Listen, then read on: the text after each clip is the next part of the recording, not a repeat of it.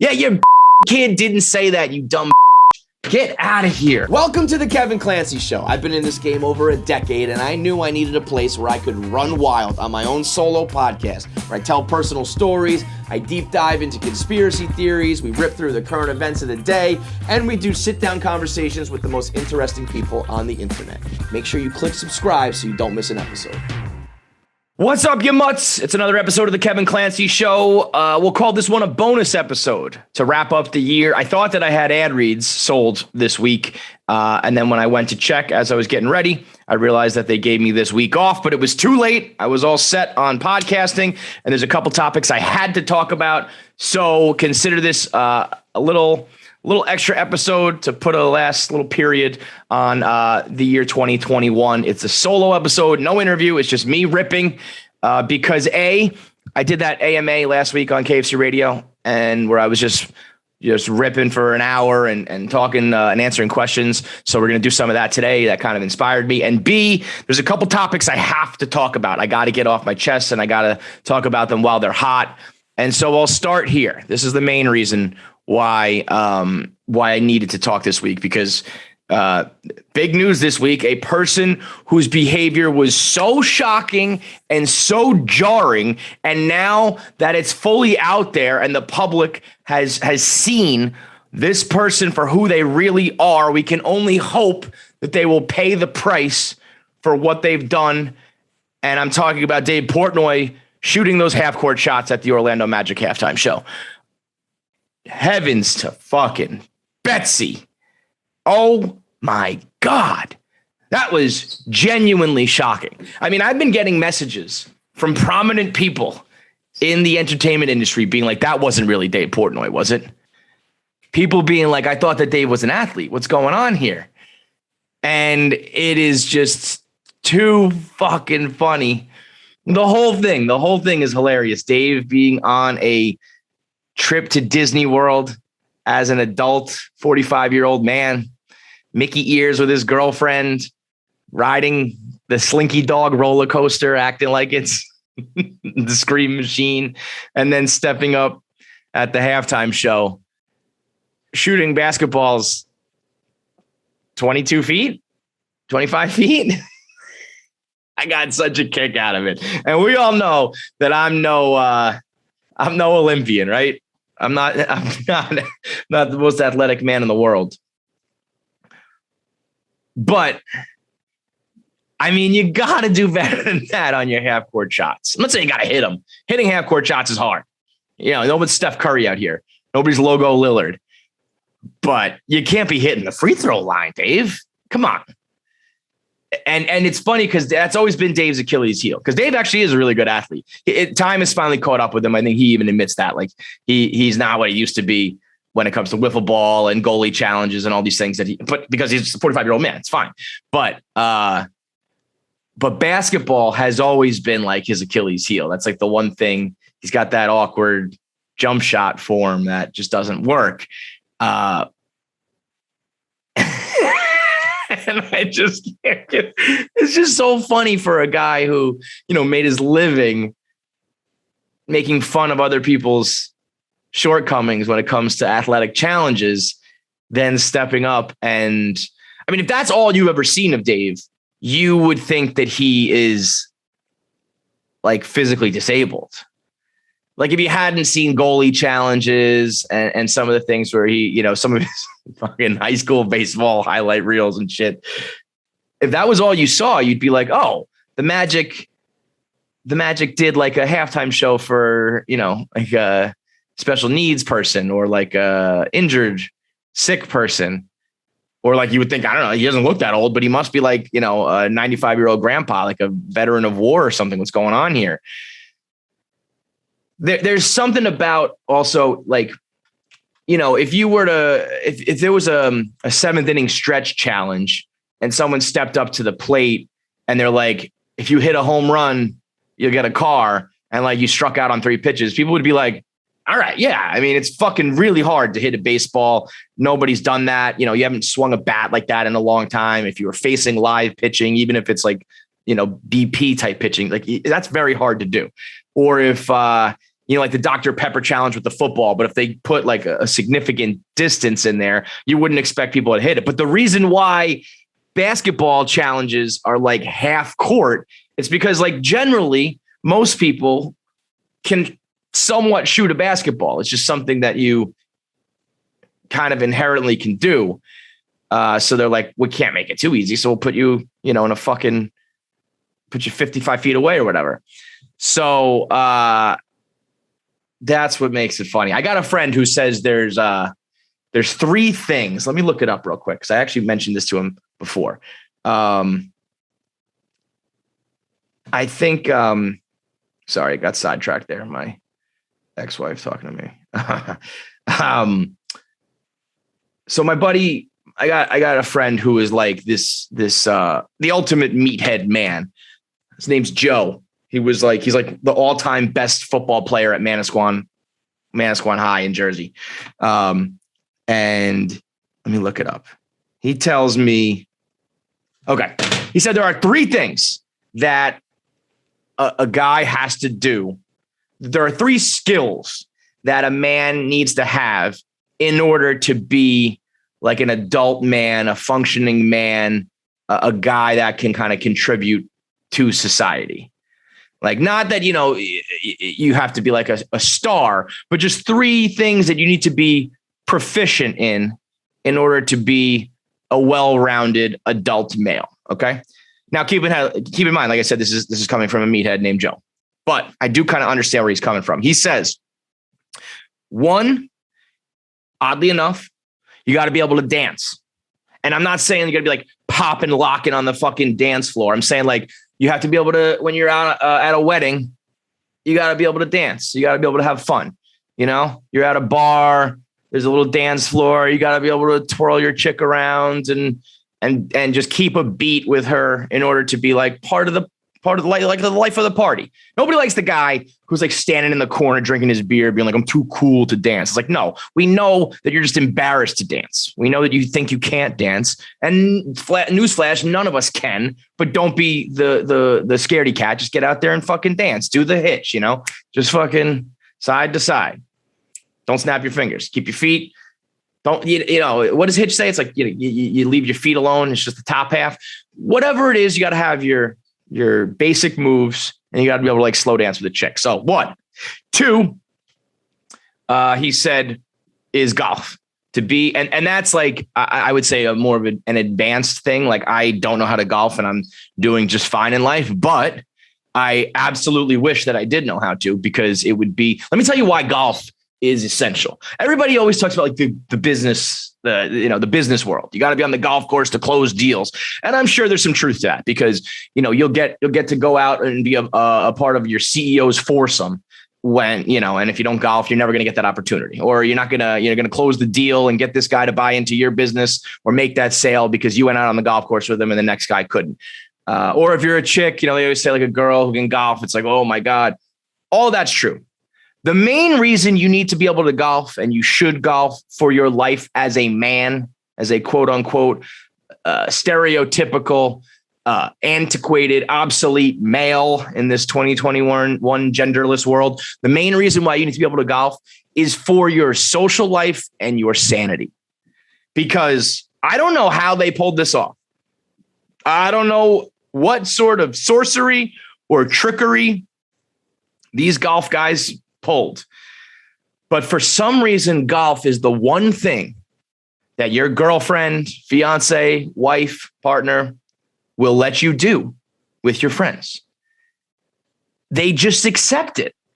And it's this get out of jail free card where now you get to golf for like, 8 hours on a weekend day, or even better yet, you go away for a golf weekend with the guys. And it's really, we all know this. It's not really about the golf. I mean, yeah, guys like golf a lot, and guys who are good at it will get out there and try to set their own personal record or try to get their handicap down. But at the end of the day, most guys are going to fuck around with the boys, drink, a billion beers, hit on the golf cart, the beer cart girl, and get away from home for a little while. That's what it's about.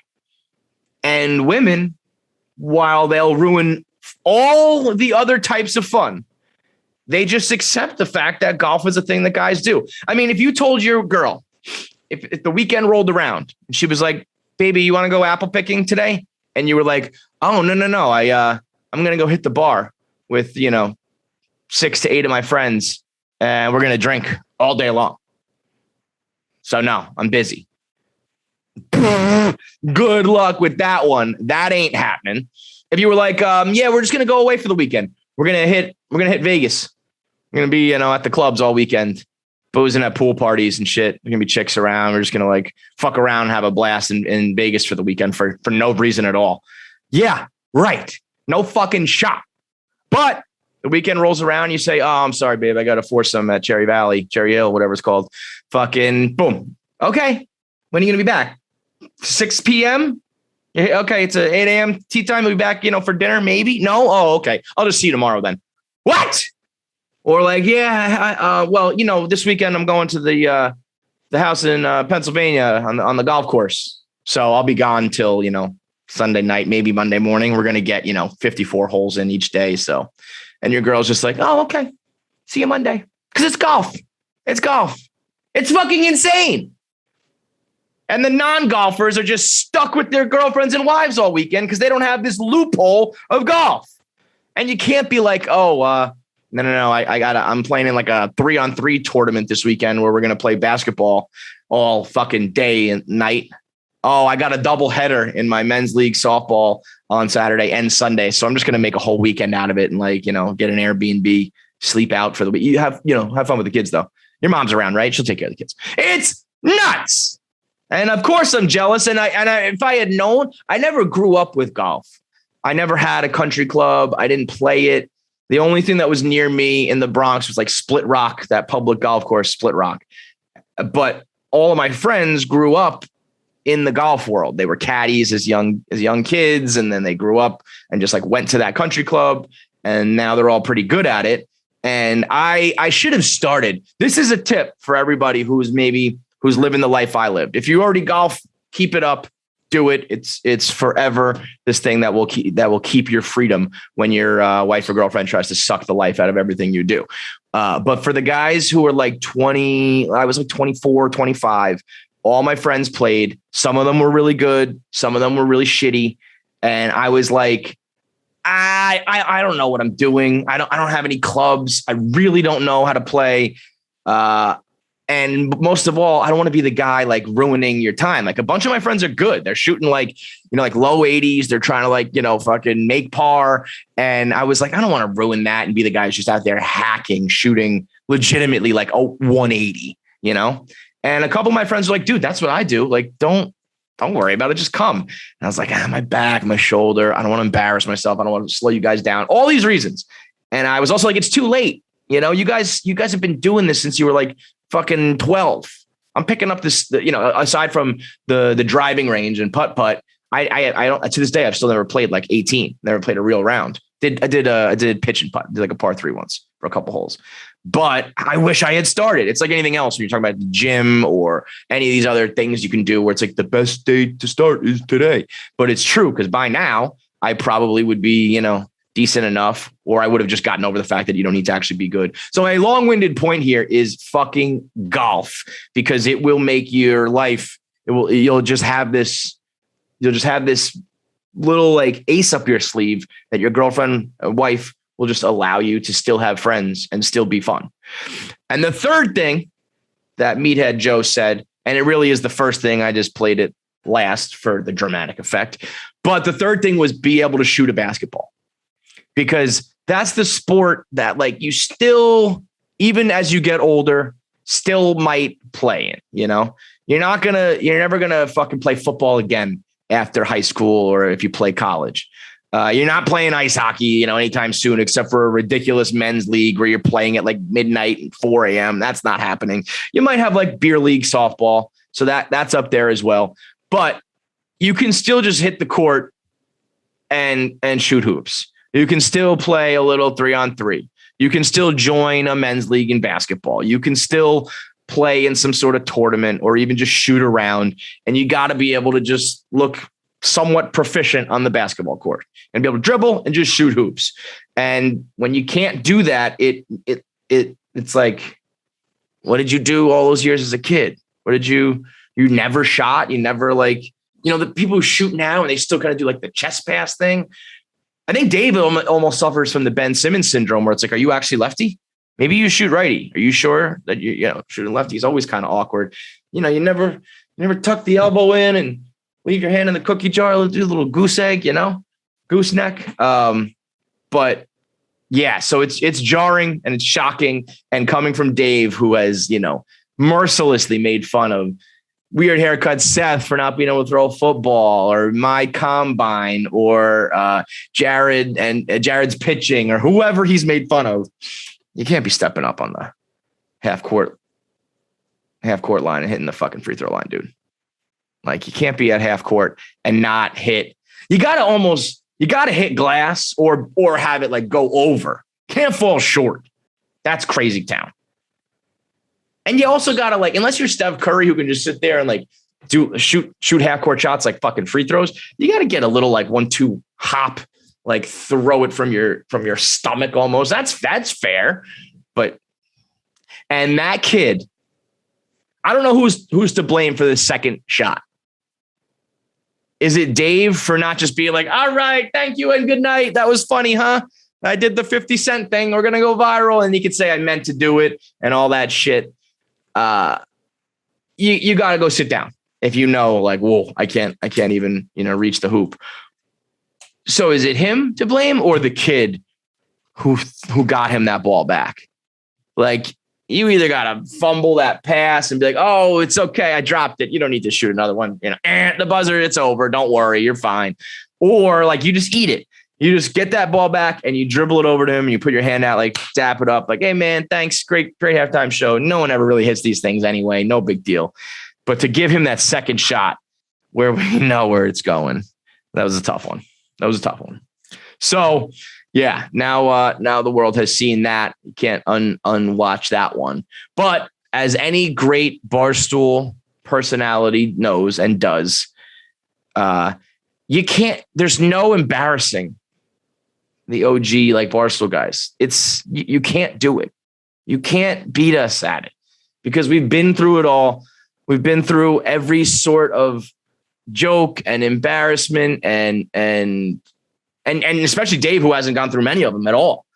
Dave stays winning with his deal with the devil. And now that he's like ultra rich, it doesn't matter. But we all know when something does happen, if it's something silly, like you look fat in a picture or you look lame in a video trying to do something, you just lean into it, make fun of yourself, crack a couple jokes about it. And it's, you totally 8 Mile that shit. Or when it's really bad shit, when I get made fun of for real, I'm always ready to just kind of lean into it or accept the joke or just be like, yeah, but with a quick little, a quip chirp back at them. You can't, there's two things on the internet. You can only be embarrassed and truly you can kind of only be canceled if you let them make you feel like that. If you just kind of like, yeah, I don't really care. This doesn't affect me. Let's have a good laugh about it. Neither can happen. It's the internet and your experience with it. You're actually kind of in control at all times. If you are aware of that. And if you like know how to do that.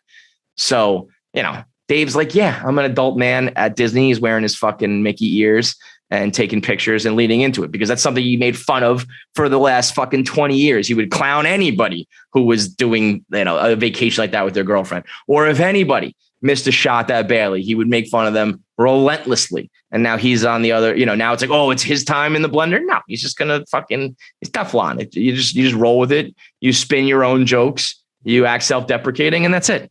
So at the end of the day, who really wins when he's like, the $120 million man? But woof, you can't unsee that one. The other thing I was referencing before is Ghislaine Maxwell, who is guilty, quote unquote. She was found guilty on 5 of 6 charges. I don't know the one thing that they didn't get her on. And you know what? At first, I was really so sure. I had been thinking about this backwards the whole time. When I saw how quick the prosecution went, only calling 4 victims to the stand, they called 24 witnesses in total, only 4 of which were like material that actually mattered. And then the defense rested like even quicker. The whole time I was like, oh, here it is. She's going to walk because this whole thing is a fucking sham. When I it's right there in front of your face. She's not going to walk. She is going to get convicted, but because it is all a sham. Like that's why. And I was thinking like, oh, wow, she actually got convicted. Now, like if we can keep this bitch alive, maybe she'll sing. You know, she's facing 60 years in prison, 65 years. Maybe now is when she gives up some names in order to cut down on that sentence. And you realize that the whole thing was quick for a reason. The whole thing was behind closed doors with no media for a reason. And it's because this is all set up to protect the larger players. And as much as we think that Jeffrey Epstein and Ghislaine Maxwell were like, major players, they're not. They're the ones doing the dirty work. They're the ones that like could have their fingerprints literally and figuratively all over this because they're doing the work for the major players, the fucking presidents and princes and probably sultans and intelligence agencies and all that shit. So yeah, like she's not going to say a fucking word. I don't even know what her sentence will be, but it doesn't matter because this is all set up to protect the Les Wexlers of the world and, the Clintons and the Prince Andrews. And I don't know why that is. I guess because if I'm Ghislaine Maxwell, I'm fucking talking. It's like listen, I know I got a bullseye on my back one way or the other. Whether I do talk or don't talk, they think I'm going to talk and they can't run the risk of me waking up one day and feeling, betrayed or abandoned and I'm going to talk. So they can't run that risk. So something's going to happen to me. So fuck them. Fuck them. Take them down. As soon as it was like, boom, guilty, I would have been like Prince Andrew, Bill Clinton, Bill Gates, Les Wexler, bam, bam, bam, like rattling them off. Fuck all you guys right there in court. But then, I realized it's probably just a healthy dose of brainwashing over the years where it's like we are the elite and they are the poor commoners. And, I have to keep my promise to like this group of society. It's like gang shit where it's like, we don't snitch because we have to preserve that way of life. And I was one of them. And I'm, I don't want to lose the respect of them, even if they're going to be the same fucking people who try to kill me right now. Like that's how it goes because that's, that was the thing for Ghislaine, right? With her daddy issues and her issues with Epstein. Like she just wanted approval from these men. She just wanted to be around these powerful guys. And even when it's like, be gone, go to jail, bitch, you got caught, she still desperately wants it. So she's not going to say a word. And the government doesn't want her to say a word. It won't even pressure her to say it. She'll probably still get a reduced sentence. So now she gets a reduced sentence for not saying it. That's how backwards it is. The government's probably like, you're facing 65 years if you tell us that it was Prince Andrew and Bill Clinton. And you're facing like 10 to 15 if you don't. Because we don't want this whole house of cards known as like the Western civilization to come tumbling down. But man, wouldn't it be wild? I was just thinking like, how crazy would it be if Epstein didn't get killed and did snitch? Or if Ghislaine did it right now, if she was just like, yup, it's all true. And you go to this like fucking The Rock, if the movie The Rock, not the Dwayne The Rock Johnson. If she was like, go to this church, go to this pew, look under this leg. There's all of the evidence you need. And they actually did take down some of those big names. It'll never happen, but it could happen. That I don't know enough of. Like, it's like, you probably would have said that they'll never get caught. They'll never even get arrested. Like, and then that did happen, So like law enforcement and whoever actually is not corrupt and is, righteous enough to take it on. They did make some headway. They did finally, nab a couple of them. It's not nearly enough to stop this whole system, but like they're even just them getting caught and arrested and tried would have been something you said forever ago. Oh, they'll never catch them. So maybe one day they do. Somebody does snitch, even if it's just one name. All you need is one, because then that one's snitching. That one guy's like, well, then fuck this. Then everybody's coming down with me. It would be so wild. but it will never happen. So, a lot of people were chirping me like, oh, what happened to your conspiracy theory? This guy, you said that, she's going to walk free because look how fake of a trial this is. Like, you were dead wrong. It's like, well, yeah, I was wrong that I thought she was going to walk free, but this in essence is the result of it still being a sham. And maybe it's not her personally, but anything in this situation that doesn't result in bigger names coming down is still a sham, man. It's such a fucking joke. And it's when you realize that life ain't fair in any way. You're playing against a rigged system. And unless you're on the right side of that, you're totally fucked. While I did mention The Rock, that I also want to talk about too. The Rock turning down Vin Diesel to appear in Fast 10.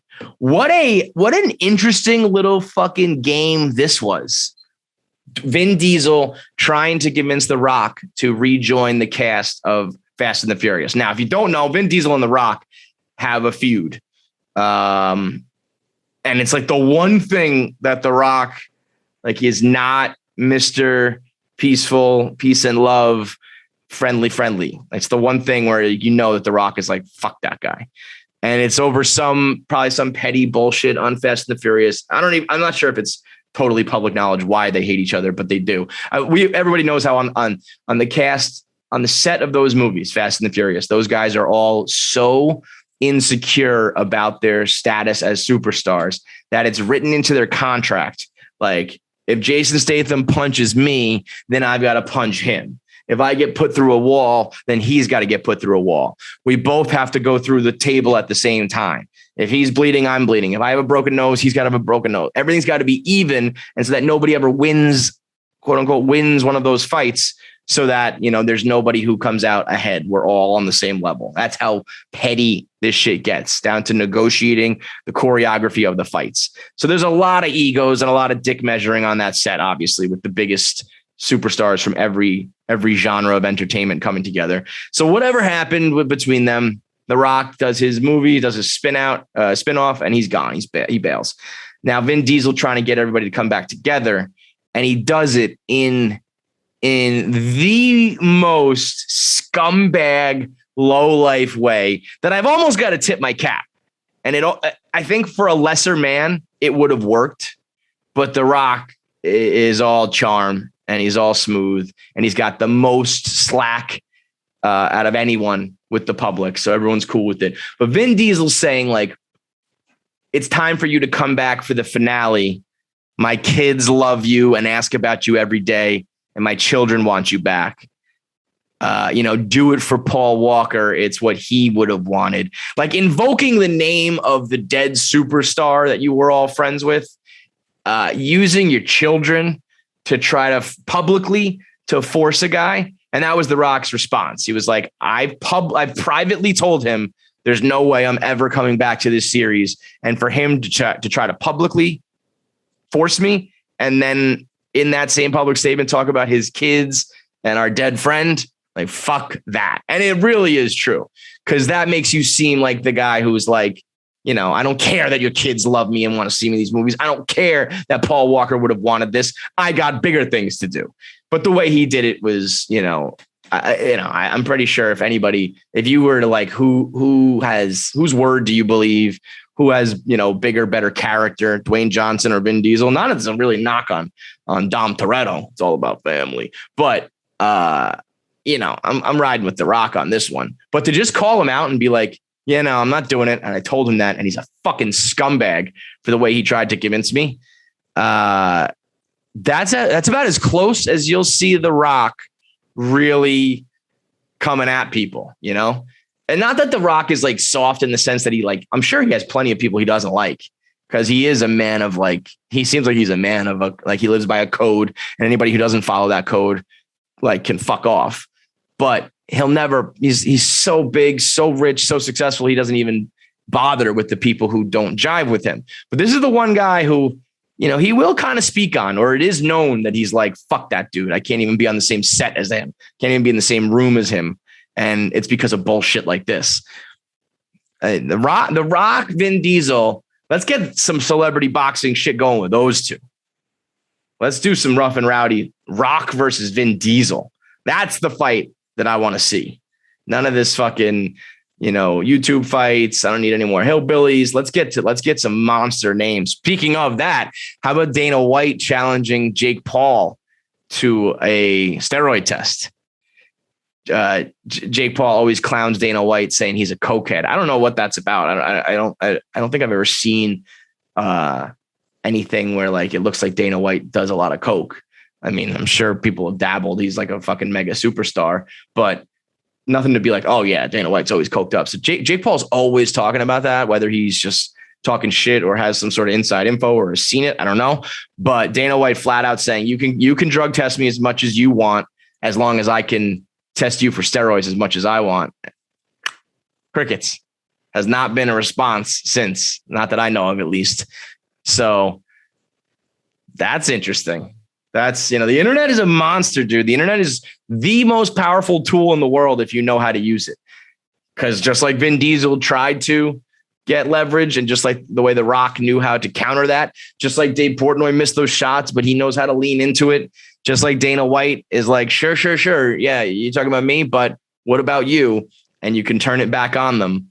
That public leverage, it can go a long fucking way. Take it from a guy who knows. You get burned publicly by this fucking monster we call the internet, it could be problems. So, playing fire with fire, the problem child, always talking shit. If Dana White comes back with that and sticks with that, and there is, he never takes a test, or if he fails a test, like that could be the big storyline in that department. But so yeah, anyway, with Ghislaine, like the system's so fucked.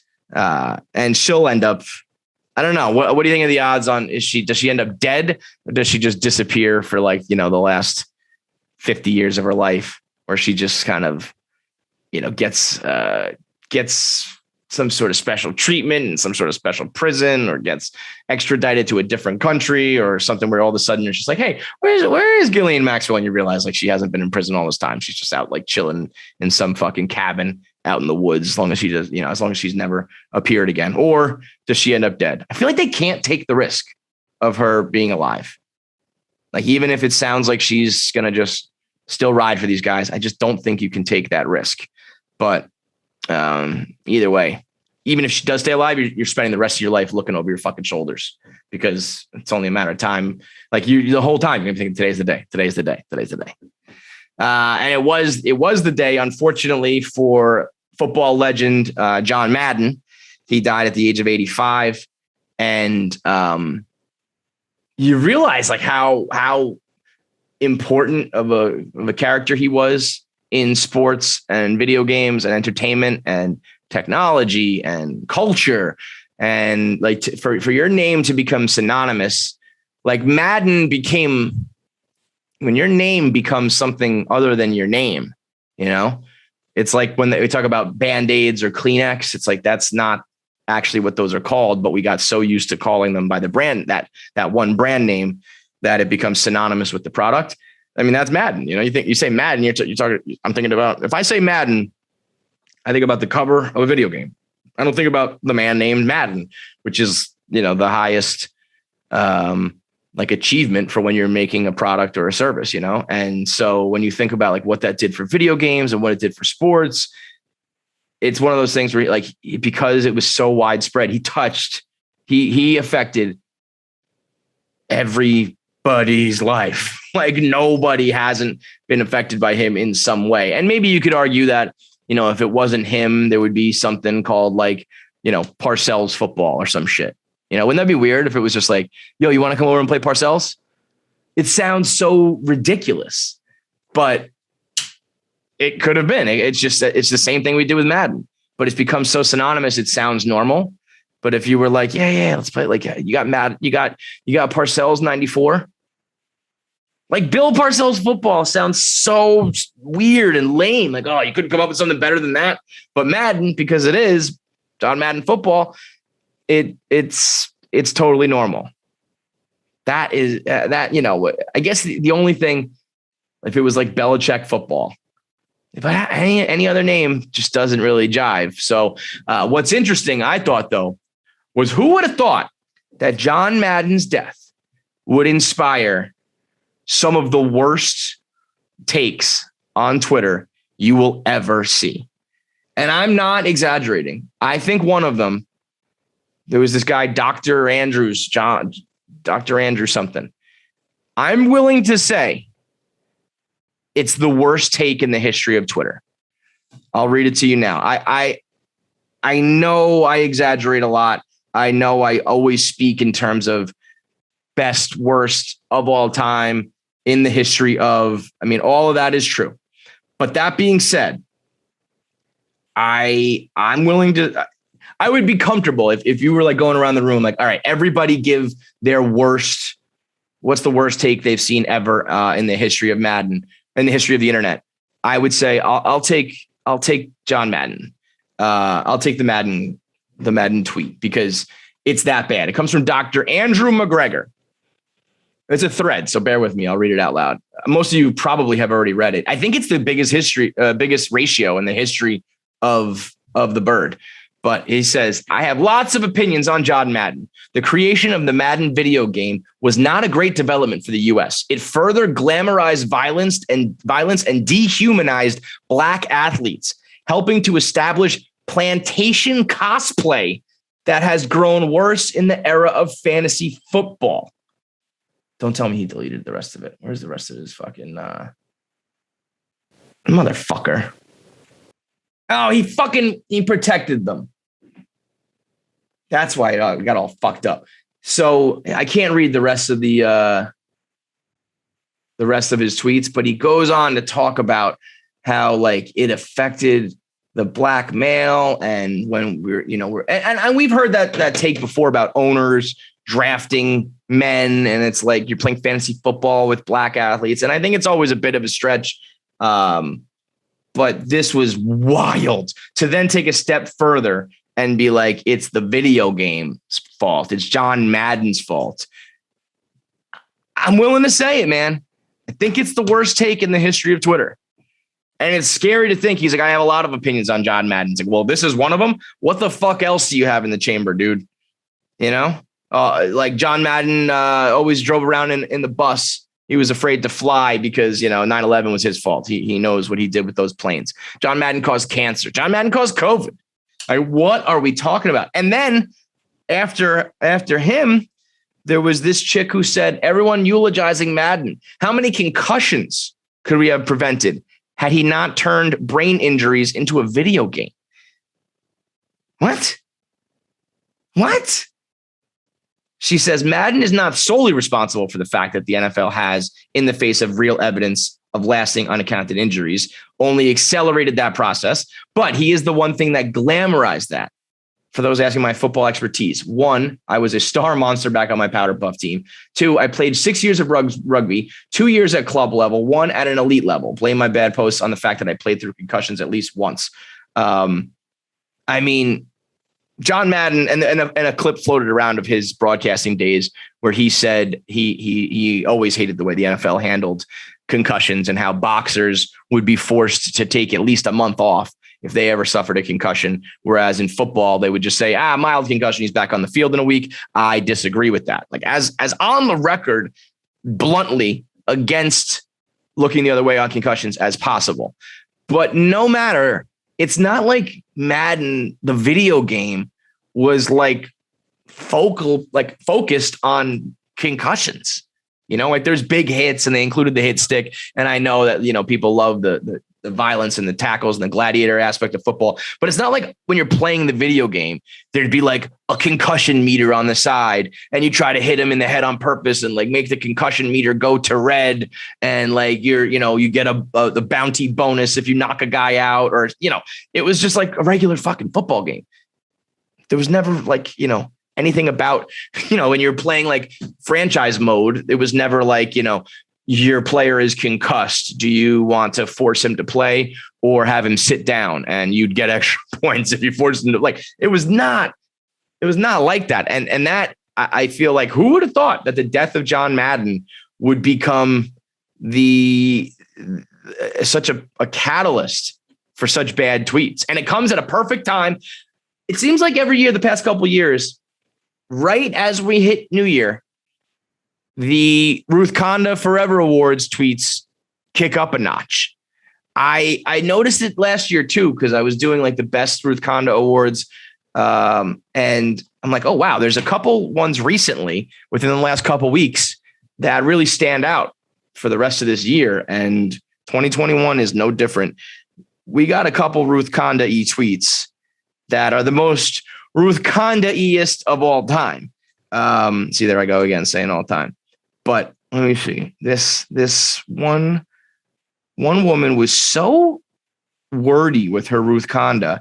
Sometimes the Ruth Conda tweets are like obviously so blunt and fake, where it's like your kid never said that, because it's just like, oh, this is a topic your child would never talk about. Your 4-year-old is not talking about Kamala Harris. She doesn't even know who Kamala Harris is. But sometimes it's so much more just because of like the wordy, like the way your kid is speaking. No kid speaks in terms like that.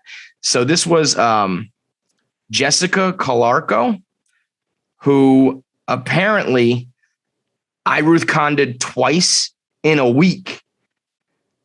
So she said, 7-year-old. So this is from a 7-year-old.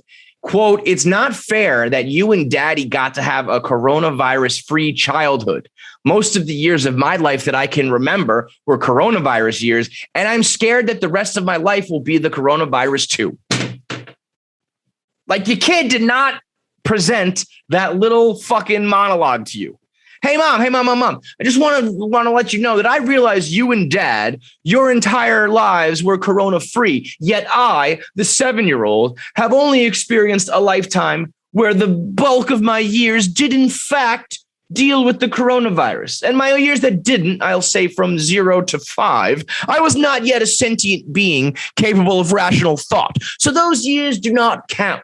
But as I went to kindergarten and first grade and I developed this mid-Atlantic accent, I realized that during my cognizant years, I was always facing the threat of coronavirus. And henceforth hereafter, I am worried that the remainder of my life, the average human living to about 82 and a half years, I am afraid that the remaining 75.5 years of my life on this planet will be plagued by the coronavirus, mother. What say you? What say you and father to my concerns?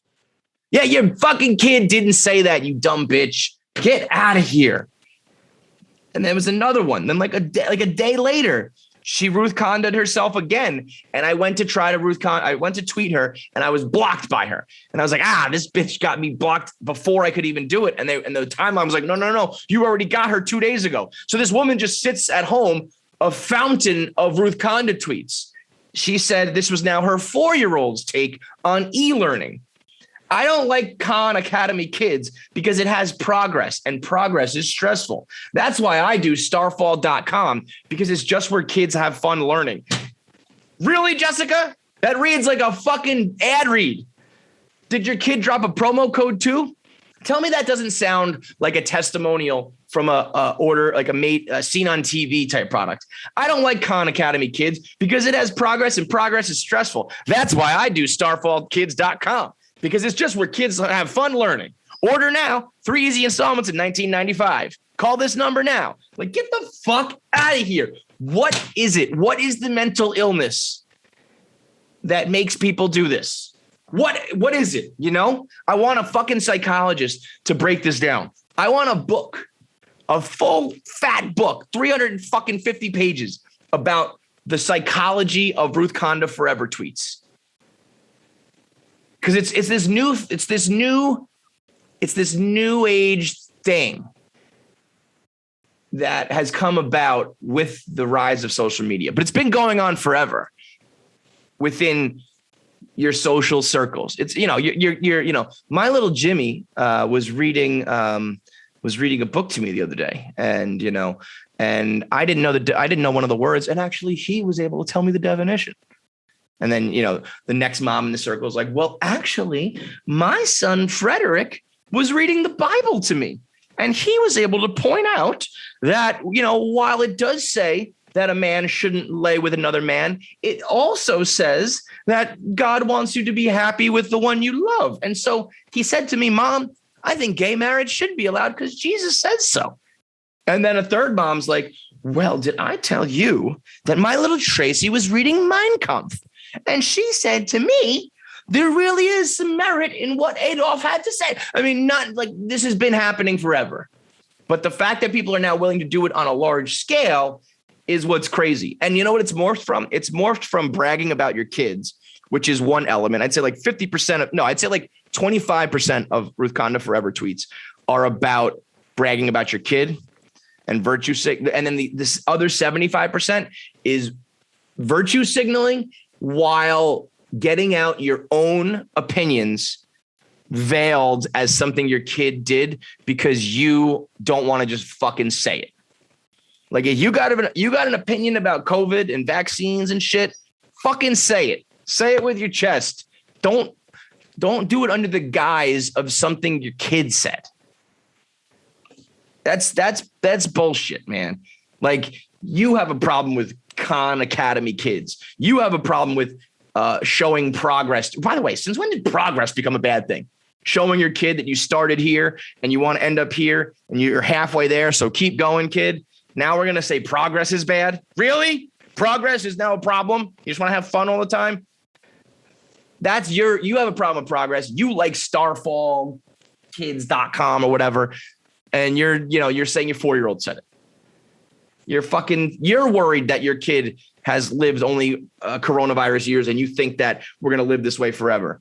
Your 3-year-old, your 5-year-old, your 12-year-old didn't condemn Donald Trump's actions. You did. And for whatever fucking reason, you feel like you're too afraid to just say it yourself. So you put it on your fucking kid. The psychology around that is fascinating. Absolute wackos. I swear to God, if I found out that someone I know, someone that I love, someone that's close to me, if I was dating someone, if I was a business partner with someone, if I found out that they did some Ruth Conda Forever shit, I'd be like, I can't trust you ever again. I think it's one of the single most psychotic things you can do is fabricate something your kid said about politics and about diseases and the economy. And that's another thing, by the way, with the birth of Ruth Conda Forever. And I know my buddy Siraj has been doing the lists. And I know there's another one that's like that didn't happen awards or whatever. No one owns making fun of bad takes on the internet. But Ruth Conda Forever Awards has kind of been a thing for the last couple of years. And so, and people they sent my favorite thing is when I see a ridiculous take, you scroll through the replies. And for me, cause it's tagging me or people that I follow, the first 50 replies are just at KFC Barstool. Did you see this one? At KFC Barstool, Ruth Conda Forever Awards. So as it's become a thing the last couple of years, people love to interact with it and find them and send them to me. And I love that. But I've also realized how poorly people are understanding what Ruth Conda Forever really is. Ruth Conda Forever was born from a person talking about the death of Ruth Bader Ginsburg and the death of Chadwick Boseman being on the same level, and their kid delivered the Ruth Conda Forever crossover. That was, talking about politics and death and relating it to a celebrity death and things that were just, this never happened. Right. And it's mostly politics. It was always about my 4-year-old said, Daddy, why is the orange man still the president of the United States? I can't sleep at night. It was politics. It was the economy. It was highbrow news that your small children were allegedly talking about. I'll get people sending me Ruth Conda shit that's just anything a kid will do. They'll be my 5-year-old kid said to me Daddy, why do girls have boobs and men don't? I don't know. And they're like, Ruth Conda Forever. This didn't happen. Yes, no. Kids still say a lot of crazy shit. I document it all the time. Shay asked me the weirdest questions of all time. Shay asked me the other day, why do bears breathe slowly? And I said that, and people are like, Ruth Conda. I was like, why the fuck would I make up that she says that bears breathe slowly? And also, that's something that a kid could read a book about about a bear. They're watching shit on their iPad about animals at the zoo. They're not learning about Hillary Clinton and fucking Chelsea Clinton. They're not learning about, the Republican fucking convention. There's plenty of things your kids will say. She says to me the other day, Shay says, what does Thor do with his hammer? Fuck, where'd you find out about Thor's hammer? She's asking me, well, I said he beats up the bad guys with it. Well, how does he know who the bad guys are? What if he thinks that we're a bad guy? Those are things that are funny that kids said that make you go like, oh shit, that's pretty like funny that your little brain is thinking about those things. But there's a line, and I don't think you guys understand where the line is. Because kids say the darndest thing has been a thing in our culture forever, but not when it comes to goddamn politics and shit. So the amount of people tagging me in, and also the amount of people tagging me in clear jokes, making fun of Ruth Conda, I can't tell you, I get Lil Sass tweets like 4 times a day where he lays it on so thick and people still don't get it. He'll be like, my 3-month-old hamster told me that, we've got to open up the trade borders and make sure the tariffs aren't oppressively high. Otherwise inflation will blah, blah, he's joking, you fucking morons. It's crazy how many people love it and laugh at the Ruth Conda shit, but also you're just as dumb because you can't pick them out of a fucking line. You either get duped by fake ones or you can't tell the joke or you don't understand what it takes to make a Ruth Conda. It's like, you're just as dumb as they are. Everybody's a fucking moron on this goddamn internet. But man, I'm willing to say it. There was some dramatic ones. There was some really far stretches with Trump. And true Ruth Conda Forever Awards usually involves children. So I can't call it really Ruth Conda, but I'll just call it bad takes.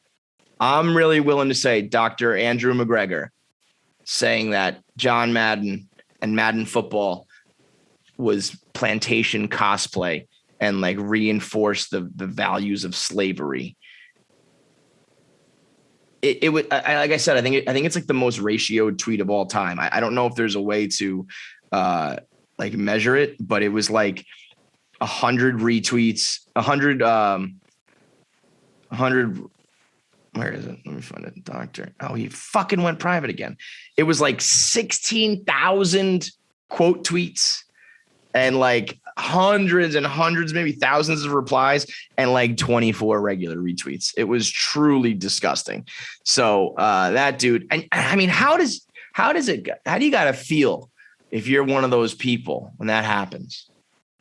When you're like, oh my God, I'm so dumb that everybody thinks I'm dumb. And that's the beauty of it. Who would have thought that John Madden, for all of the good and fun he did for this world, uniting, young men everywhere to play and making and inspiring football everywhere, getting these kids together to play Madden in their basement and have fun and learn sports and have memories, all the good he did while he's alive. I think his legacy in my book is going to be that he brought us together in death. He brought all us together in death that day, at least if not just for one day on the internet. It's when right and left and blue and red and rich and poor and white and black, everybody in one voice said, man, shut the fuck up with this bullshit. Like even black people were like, what are you talking about, man? It's just Madden. Play Madden with my white friends all the time, and I don't feel like I'm a slave on a plantation. I don't feel like we're pretending to be slave drivers, you fucking wacko. That was the beauty of it all, coming together. And when you're one of those people, you got to be like, oh, man, I got to look in the mirror because everybody hates me. It's kind of like the people, like if you watch the movie Don't Look Up, very, very, very hot button issue, the movie Don't Look Up. A lot of dissension. Very polarizing movie, Don't Look Up. Leo, Jennifer Lawrence, Timothée Chalamet, Meryl Streep, Jonah Hill, a million other stars in a very blunt, over-the-top, heavy-handed satire of today's society. If you haven't seen it, it's the idea behind it is that a comet is going to hit the planet Earth and eradicate us, but people don't believe it's real. The same way that they don't believe that COVID was real, or they don't believe in global warming and the environment falling apart. So kind of a commentary on just how selfish and stupid Americans have become, and that they're unwilling to see what's going on right in front of their face just because they don't want to, or their politics or their friends and whatever don't believe in it either. And it was fine. For whatever reason, it became, I think because it is a commentary on the most talked about and polarizing and serious issues of society today, that it became like, well, let's talk about this movie then. When I think in reality, it's made more to be like, yes, it's a social commentary. And yes, I'm sure having Leo, Captain Planet be the lead role, he was probably fucking loving that. He was probably saying those lines with passion, with his heart, being like, yeah, this is what's fucking really going on. But for the most part, it's like a over the top. It felt like one long SNL skit where you were like, oh, all right, I get it. Meryl Streep is playing like a Donald Trump character, being like excessively stupid. And, Jonah Hill is like one of his sons who's like a real bag of shit. And like, oh, I get it. The comment's the same thing as COVID, and don't look up is a slogan like make America great again. All of these things were, there was a parallel to society and it all made sense, but it was kind of like, you are hitting me over the head with a sledgehammer here. And maybe that was the point. Maybe they were like, let's make sure that we're not doing it subtly, because, most people out there are stupid and they do need to be hit over the head with the sledgehammer to understand it. But I was thinking the whole time, if you were like a QAnon person, if you were a MAGA guy, if you were a COVID denier, if you don't think global warming is real and all that shit, which are things that I don't think are politicized, don't come at me saying that I'm fucking leftist liberal because, I think that COVID is an actual disease. These are all just things that are real, or in QAnon's case are not real. Don't tell me that I'm some bleeding heart liberal because I think it's crazy that you think fucking Robert F. Kennedy is going to come back to life. Okay. But if you were one of those hardcore conservatives, well, that movie comes out and you're watching it, what's going through your mind then? Are you like, fuck, you're making fun of me? Like, shit, I like Leo and I wanted to watch this. It was Christmas. It's on Netflix. Let's check it out. Oh, it's about comets. It's going to be like, are we going to have like a disaster movie? And you put it on and you realize it's just like a scathing commentary on people who share your thoughts, like really fucking clowning you. What goes through your head? Are you just like, you probably just go like, yeah, fuck that movie. This is like, a piece of shit movie from that liberals love or whatever. But, when it's like you're the subject of all of like your favorite actors or all the funniest people, the best movies you've seen before, if you love Jonah Hill movies and you love Leo and all that shit, you think Jennifer Lawrence is hot. You just saw Dune with Timothée Chalamet, all these things. And you're like, oh, all of those people signed on to make an absolute fucking fool of people who think like I think. So that's gotta be weird. But I guess the point is that they're so like basically stupid that they wouldn't even recognize what's going on. But there's got to be some people out there who are like, man, fuck, they really think that I'm that stupid, huh? Interesting. And they probably are that stupid. Most people of the world are stupid. And right now we're going to get into the KFC Radio Kevin Clancy Show mailbox, where I had a few people, hang on while I get some water. I had a few people send me some questions. Let's kick it old school with a mailbox episode. Let me shoot you straight. That's a little euphemism I've been saying quite often. It's been my crutch for a long time. I might just have a segment called Shoot You Straight, where I get out my fucking guns like Kyle Rittenhouse and I fucking shoot you straight and I kill you with my Second Amendment protected guns. Boobs, butts, guns, straight shooter. This is Shoot You Straight. So, I have been in what I would describe as a podcast slump for like 6 months. It's been brutal. And not that I don't think it's really, it's probably shown. If you really know me and you really like my shit and you listen, you've probably picked up on it. But when I do the Kevin Clancy Show, the main thing I wanted to do with the Kevin Clancy Show is the sit down conversations with people where I find my favorite comics, or we do behind the blog with Barstool personalities. And we do like an hour and a half, 2 hour long conversation where I find out where you're from, what makes you tick, what you like. We shoot the shit. We talk about current events and we learn, how you got to where you're at in life. That's the main reason I did it. But I also recognized as myself as a sports radio listener, and then in recent years becoming a podcast listener, I like to listen to podcasts for the hosts. And unless the guests really jive with that host, I often don't want to hear an interview or a conversation. I like to call them conversations more when I do them. I know people are always like, you talk too much. Why don't you let them speak? And it's like, because this is not a QA conversation. This is not a QA interview, I should say. This is a conversation where, because this is not a QA interview. This is a conversation where I'm going to jump in and interject or disagree or emphasize what you said or laugh and be like, yeah, I know what you're talking about. That kind of shit, because that's how I have conversations. So that's the main part of this podcast. Another thing is that I like to do solo because I like to stay sharp and have my own thing that I've been honing and doing good at, so that if I have to do it on my own one day or I go somewhere else, or I'll always have the Kevin Clancy show. If Barstool blows up, if John dies tomorrow, I'll at least will have been practicing, and getting my reps in doing something solo. So when I recognized that not everybody likes guests sometimes, I was like, I got to do something solo up front before we get to the interview. That's just me, because apparently there are people who want to hear me talk. And that's something that is forever tough for me to just grasp.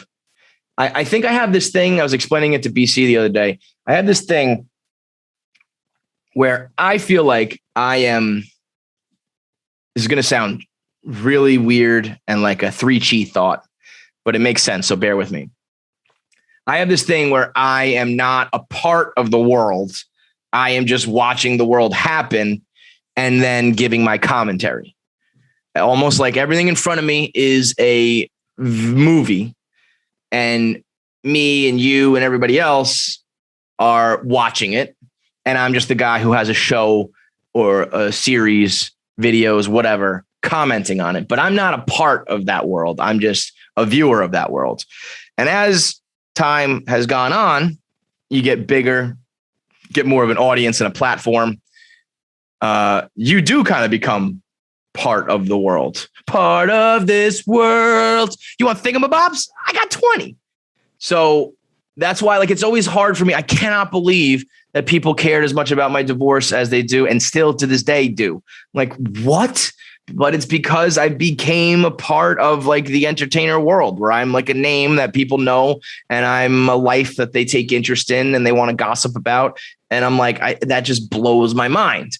And I can't even imagine being Dave, where we used to be the bloggers who comment on what the celebrities and the people are doing. We were the bloggers, and there was a source of material to make our content around. Dave has now become the source.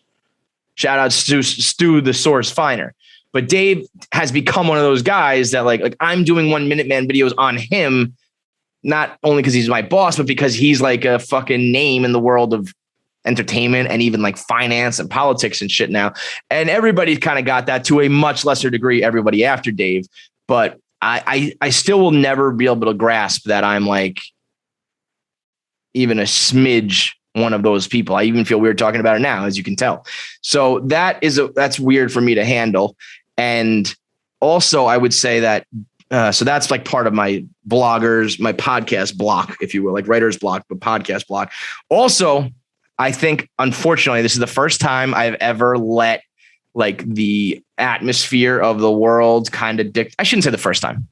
Let me take that back. I was going to say this is the first time that I made the atmosphere of the world change the way I did things, which is that's not true, because I have bitten my tongue on certain jokes and certain language and certain things that you just can't say anymore because you run the risk of losing sponsors and losing your job and not making as much money as you can. And I've got kids to feed and bills to pay and a future and a lot more to lose now. So I have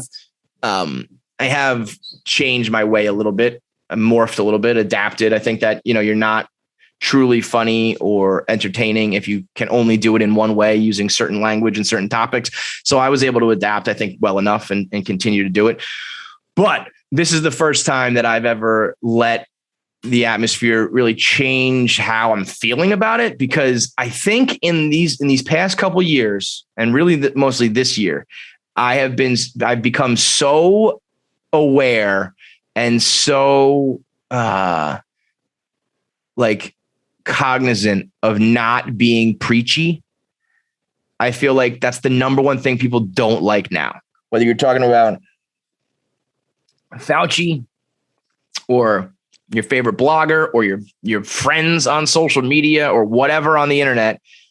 You just don't want to be preached to. You don't want to be like forced into opinions, and you don't want to have some high and mighty, holier than thou, sanctimonious coming down from their ivory tower, giving out life lessons to the sinners. Shout out Rob McElhaney. So I've been like, so don't be preachy. Don't be that asshole. No matter what your topic is, no matter what your take is, just don't be preachy. Well, I got news for you. When you're doing a solo podcast, you're kind of preaching. You're standing up there like a preacher. You're opining and you're giving your opinion. And to do this, there's an inherent level of narcissism where it's just like, you have to accept that you're going to talk and they're going to listen and they want to listen. And I have opinions and I'm going to give them to you, and they want that and they want to listen. And it's like, do they?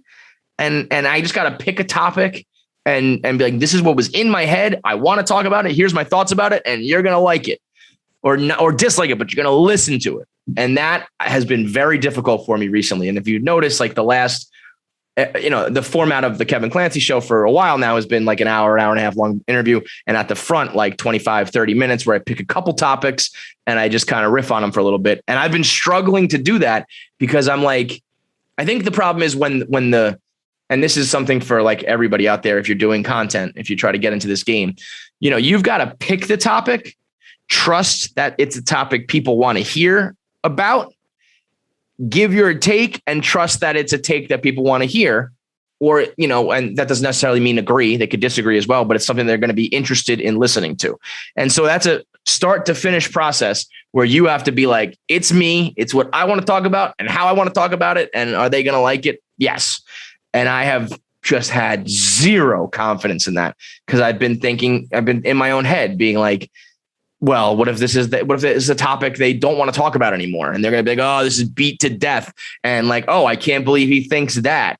Wow, what an asshole. Or like, why are you trying to jam this opinion down my throat? It's like, but I should have trusted. I said on the AMA, like when I was a blogger, I trusted that the audience liked my blogs or understood my takes enough that I can talk about anything and get that good reaction. And I think I just need to apply that again to podcasting. But what I was going to say is the reason why we're doing this now, and the reason why the AMA was like, I did like an hour and 10 minutes, like no problem, is because once you ask me a question, once I'm confident that this is on the mind of one of my listeners, one of my viewers, and I can trust that if one guy is willing to email me about it, then 10,000 others are sharing that same thought.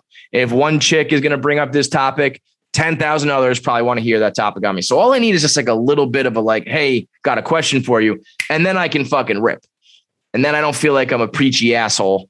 And whether or not that's true or whether or not I'm exaggerating and like I need to get out of my own head, I don't know. You guys can let me know. But I do think I'll probably try to do this mailbox, Bill Burr Monday morning podcast type thing, call in type shows where as long as I can trust that you guys want to hear about this thing, I can talk about anything for fucking days, weeks, months. So let's get into some of the questions here. This came in at the last second from Tamara. She goes by Chicken Head Sad Girl. Woo, woo, woo, Chicken Head. She said, how did you know that Fights would be such a perfect co-host for you? It's unbelievable to me that you just interviewed him and picked him. You two were made for each other. And you seem to have forged such a serious bond over the years. That's not easy to fake or recreate. Damn right it's not easy to fake. It's impossible to fake. Nobody can fake it. And if you are faking, and if you're good at it, enough people will get duped. But most people who are real listeners will be able to tell that you are faking it. Fights, I didn't even interview him. Fights interviewed with Dave. Dave didn't pick him. Dave picked Devlin, who was another great member of the team. But it is one of those, Avengers fucking like butterfly effect type moments, sliding doors in this world, butterfly effect, where what if Dave had picked Vitalberg to be the first Barstool intern? And maybe Devlin emailed me and says, hey, I was runner up in the intern search. Do you got anything for me? And I would have said, yeah, like come on board, start writing for New York. And maybe Devlin is the co-host of KFC Radio, would probably be equally as fucking insane, just in a totally different way. But there was something when Vitalberg emailed me and said, I was the second runner. I was the runner up, second place for the intern search. That was kind of like, okay, I know that Dave has already vetted this guy and he made it to the final round. So he's got to be good enough. And I need some help over here doing like links. At that time, we were doing link swap, where it's like, I'll link to the Chive and you link to us or whatever the websites were. So I was like, all right, I'll just have fights do that. And also perfect kind of serendipity moment. At that point, I was the only Catholic guy at Barstool. I was the only Christian. And so there was this like war between the Jewish guys and the Catholics, because it was like Jerry Thornton and Rear Ads were still in the mix. So I shouldn't say that. But as far as like the main full-time everyday guys, it was me. And then on their side, it was like Dave and K Marco. And I think the Yankees writer at the time was Jewish, and just a bunch of other people that were Jewish guys. So that was like kind of one of the running jokes, is like I was the Gentile on the team. And when I saw the name Feidelberg, I was like, oh my God, like we got to add this guy to the bunch, like one of the most hardcore Jewish kid in the mix. And then we found out he wasn't Jewish, but he had the name. And I said, all right, you can do this as long as you put your fucking government name on there. And then he was the fake Jew. I mean, we had some shit. It was just like, Jew is one of those words. It's almost like in The Office when you say Mexican, and Michael Scott's like, is there a better word for that? People get very uptight about the Jew, like that hard Jew. But I was like, we'll call him the fake Jew, and we'll make fun of the fact that he looks, or that he sounds Jewish, but he doesn't look it and all that. So I don't know if I would have ever picked someone else. Like, I don't know if Devlin would have just slid in as easy, because it was kind of like right place, right time. But so I didn't interview him, but I did slide him in. I did think he was a funny writer. And then he was willing to do KFC Radio with me. He was just down to clown. Like he was okay with doing silly hypotheticals and giving stupid answers and like bearing his soul. And so from there we started. And, the early days of Barstool, I said this on the AMA, we were all different guys in certain ways. Like, Feidelberg went to private school and played hockey and was like a frat boy. And I, grew up like hanging out with a bunch of Puerto Rican kids playing basketball, pretending I was black, being like, from the Bronx. And so we're different guys, but ultimately we're the same dude, We're like, white kids, middle class. We like to like play beer pong and drink, and, we basically listen to different types of music. That was it. So we were always going to click on that level. But over the course of, now 15 years, we develop kind of that bond that can only be made over the course. And it's not just like we're coworkers for 15 years or we're friends for 15 years. You got to realize what we're doing here at Barstool, what we have been doing, what we are currently doing, and pretty much what we'll always do, is completely uncharted territory. We are blazing the trail for people doing what we do. Like there are plenty of people in entertainment, radio, writers, whatever, that become famous or become wealthy, become popular, but not to like the way we did it, not as bloggers, not as counterculture, not as the renegade shit where we're just cursing and joking and saying what we want. So, in some ways, Fights is like the only guy I can turn to, and him vice versa, to, ask questions or get me or relate to something. So in that sense, it really is a bond that, only a couple other people probably like in the world or at the company could do. So it is luck, but it also is like a self-fulfilling prophecy. Once that got cooking, it was always going to be that way, because we just needed that initial little connection.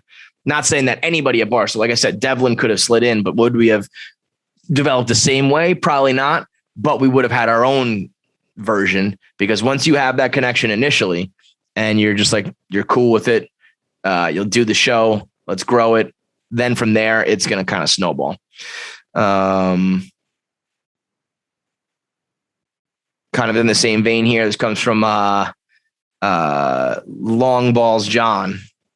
No, this comes from Vin. Sorry, not Long Balls John. the relationships at Barstool always interest me. So from that perspective was there any animosity or jealousy towards Dan that he left and did his own podcast that became more successful? There was never any animosity. Of course, there's jealousy. Like, I was like, I wish that my show was as popular as Pardon My Take. There was never any animosity. It got to the point where it was like we know what's going on here. Just go. Like towards the end, it was like he would sometimes come on the show and sometimes not. And we wouldn't know to the last minute. And sometimes we would have replacements. Sometimes we wouldn't. And it got to the point where it was like, come on, let's just like pull the plug here, pull the Band-Aid, you know? So I didn't have a problem with it, but there was no animosity, but it was like, I get it. I'm a big boy. Let's do it. That was also when we that was like the beginning of Chernin and Erica and the company becoming real. And I remember like kind of being told like, well, we can't have people work on multiple shows. Because, you know, what if one day you're on tour with KFC Radio and Pardon My Take's on tour? What do we do, you know, then? And it was like, everybody does a million different things here, you know, like we don't need to lie about this. It's fine. You know, it was like the Kid Gloves version of telling me like he wants to go do this thing. He wants off the show.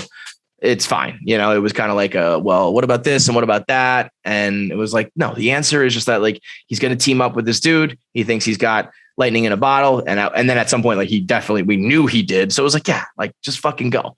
You don't need to we don't need to dance around this. But it was funny to be like, we need to have everyone focus on just their one thing.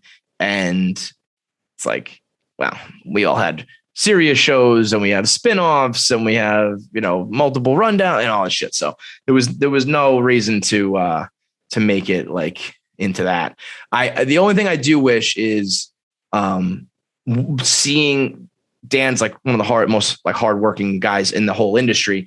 And I think once it was his baby, he put 500% into it as he should. But I do sometimes wonder and think if we all had like pushed KFC Radio or from the jump, I really thought that should have just been called the Barstool Sports Podcast, because what we were doing was the exact subject matter of Barstool Sports. It was sports, but it was chicks and viral videos and funny stories and guys being guys. We were covering like the entire blog and how guys think and talk with the hypotheticals and the stories and drinking and fucking and all that. So I wish that was just called like the Barstool Sports Podcast. And I think if it was, and I think if it was the three of us or if Dave was involved or some other people too, rotation or whatever. But I think that if everybody put their all into it and it was just like the Barstool Sports Podcast, I still think that would have been, and still to this day, be like the funniest podcast that has ever been done at Barstool, because it was just us being us. There was like the sports satire is amazing and brilliant, but also, you know, the version of Dan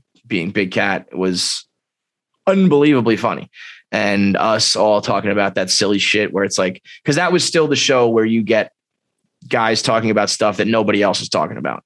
You know, that was still, there's very few people, you know, one of them being really big, like Howard Stern, but like talking about the sex and talking about the gross shit and the crazy shit is kind of the differentiator at Barstool. And I think we could have done that. And if we put the same machine behind that as we did some other podcasts, I think that could have been, you know, the one. But I think it was always destined to be what it is. I think Dave was like, go do your little podcast. It's your little hobby. You know, I don't get it. I don't like it. But like, go ahead, go do your thing. And then Chernin comes along and is like, yo, podcasts are where it's at. And that finally got them going into it. But had it been from the jump, I think we could have seen something even more special and more like bigger than it is today. This comes from Boof Bonzer. Recent college grad living in a house with 4 guys. One of the guys has a story that is clearly a lie to top anything that the other 3 of us say or do. The 3 of us can't stand it and often talk about it when he's not around. We even have little joke phrases that we exchange when he starts into these stories. We've caught him multiple lies behind the scenes without him knowing, but we've never confronted him about it. Should we, or how should we approach it? Hate these people. Hate the one-upper and the blatant fucking liar. It's the Ruth Conda. It is a psychological disorder when you lie so poorly and so blatantly and think that it's not obvious. It drives me crazy when people do this because inherently you think I'm dumb. You think you got away with the lie. And some part of you, even if it's not outwardly, some part of your brain is like, that he's so dumb, he actually thinks that I'm in a band or that I fucked that girl who's hotter or that I did make, $250,000 on crypto or whatever lie you're telling about money or sex or work or friends or sports, whatever. On some level, you're going like, pulled one over on him. And it's like, no, you didn't. It's just that I'm not a confrontational person and I'm not going to call you out and like ruin our friendship basically by being like, hey, you're a pathological asshole. I'm just letting you slide on this because you're clearly a demented loser with insecurity issues. So I'm just going to let you slide on it because fucking whatever. But it gets to a point where you're like, A, this is ridiculous and annoying because we're just trying to have a conversation or I'm trying to tell you a funny story or something good that happened to me and you have to make it about yourself. And B, I do think it builds up. I don't know if people realize it, but I think, like I said, you're inherently being called stupid. And I think eventually people are like, I'm not this dumb. I got to call you out on it. But how do you do that? I mean, I don't know. The reality is you probably just like shouldn't even be friends with this guy. If it's like, recent college grad living in a house with 4 guys, if that's like your friends for life, that's tough. If he's like one of the dudes you like just met, I don't know. You're going to bring that guy around, like 4 guys going out. You're going to try to talk to girls at the bar. That's the worst. When you're like wingmanning or, 2 or 3 guys go to talk to like 3 girls sitting at a table. And one guy is trying to be like, one up the other. And it's like, we're all rowing in the same direction here to try to get laid, try to get these girls' numbers, try to hang out with their, or I guess these days, I'm trying to get their snap or whatever the fuck it is. Let me kill myself. I'm so old. But there's one guy who's like, yeah. Like, that's cool. But like, I drive an even better car. Shut the fuck up, man. I don't know if I could even tolerate those people. I do think eventually you got to call them out just for your own satisfaction so you can sleep at night. When I was young, I was living with 4 dudes, or 3 others, 4 total. And 2 are like my best friends to this day. And then the last guy was this dude who just sucked. I'll never forgive my one friend. He bamboozled the fuck out of us. We all hung out on a Labor Day weekend. He brought his friend from college, Loyola College in Maryland. And we partied all weekend. And this dude was awesome. It was boozing. We're playing pong and flip cup with the chicks. And we're like fucking shirtless at the pool, getting sunburned, baked, fucking drunk all weekend long. It was like exactly what we were doing, 24, 25, 26, whatever age we were. And we were looking for roommates to finally move to the city. And so my buddy was like, yo, that guy who, I brought up, he's looking to move to the city. So like, why don't you live with him? And I was like, bet, this guy's awesome. Little did I know he's like an exercise freak and a health freak, goes to bed at like 8 p.m. And my other buddy who went to college with him absolutely knew this about him. But he lived in Long Island and he worked in Long Island, but he wanted his friends to get a spot in the city because he worked out on the island. It didn't make sense for him to move into Manhattan, but he wanted a place to fucking sleep. So he wanted us to get an apartment no matter what, even if it meant Trojan horsing this fucking inconsiderate asshole into our lives. And so he moves in and the first weekend he's like, hey guys, got to turn it down. I got to get up early in the morning. And we're like, it's fucking Friday night, dude. He's like, yeah, but I got a big ride. I got to go ride my bike like 100 miles. And I was like, don't give a fuck about that. Like crank the music. And he was just such an asshole. And for so long I tried to be non-confrontational. And eventually I was the guy, like I called him out and I was just like, fuck you, dude. You're the worst. Now, this is a different situation where it's not just like being, you're not a personality match. This is a weird thing where he's lying to you guys. But I think what you got to do is Costanza him. You almost got to like outlie him and like go to the house in the Hamptons with the solarium. Go as far as the lie can go.